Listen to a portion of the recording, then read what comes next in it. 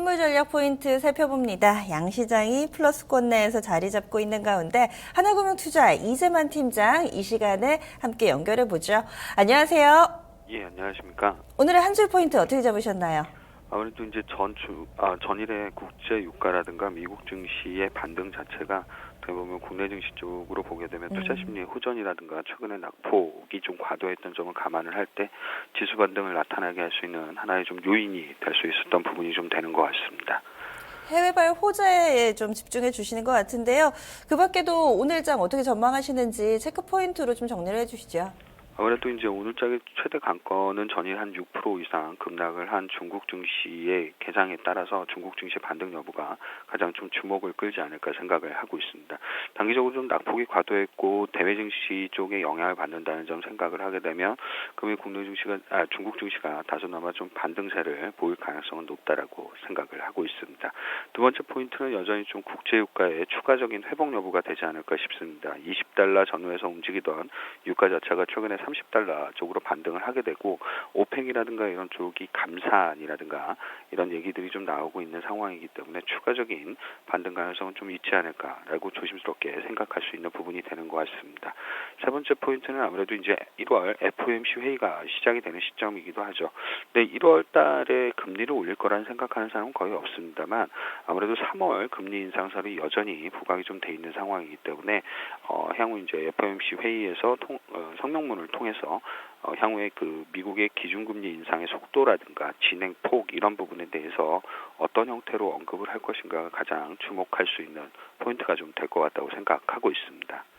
국제유가 간밤에는 좀 반등 흐름을 보여줬다고 하는데 요즘에 변동성이 워낙에 큰 데다가 현재 아시아 쪽에서는 국제유가가 다시금 한 2% 정도 하락하는 움직임을 보여주고 있다고 하죠. 국제유가의 움직임 좀 믿어봐도 될지 전반적인 큰 그림에서 국제유가의 전망 좀 어떻게 하고 계신가요?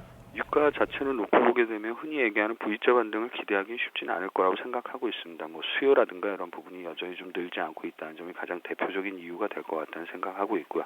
다만 이제 유가라는 부분이 저점을 언제 형성할 수 있을지가 가장 중요한 포인트가 될 거라고 생각을 하는데 공급량의 이슈라든가 이런 부분은 이란 수출이라든가 이런 부분들이 재개가 되게 되면서 가장 크게 뉴스화가 됐다라고 생각을 하고 있습니다.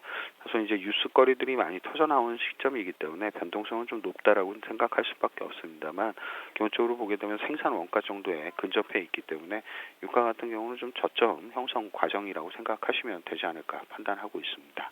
그리고 체크 포인트들이 대체로 대외 변수들이네요. 대내적으로도 이번 주에 좀 대기업들의 실적 발표가 이어지는데 별로 좀 좋지가 못하죠. 우리 증시가 발목을 잡지는 않을까 약간 좀 걱정됩니다. 어떻게 보시나요? 기본적으로 4분기 실적에 대한 기대치는 그렇게 높지는 않습니다. 항상 어닝 쇼크를 많이 기록했다는 점도 가지고 있고 비용이라든가 이런 부분들이 일시적으로 많이 반영이 되기 때문에 4분기 실적보다는 향후 이익 추정치의 개선 여부가 굉장히 중요한 포인트가 될 것 같습니다.